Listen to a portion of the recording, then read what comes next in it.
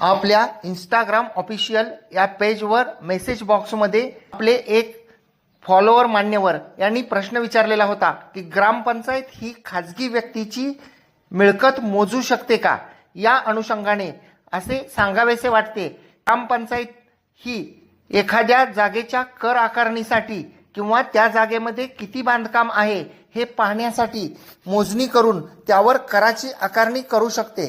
परंतु जर वाद हा मिळकतीच्या मालकी व कब्जे वहिवाटीबाबत असेल आणि ग्रामपंचायतची मिळकत तुमच्या लगत असेल तर त्या परिस्थितीमध्ये मात्र ज्या व्यक्तीच्या मालकीची मिळकत आहे तीच व्यक्ती त्या मिळकतीची मोजणी करू शकते। याला अपवाद असा आहे की न्यायालयामध्ये दावा दाखल करून आपल्या स्वतःच्या व इतरांच्याही मिळकतीची मोजणीची मागणी करता येते। ती मंजूर झाल्यास मोजणी होते।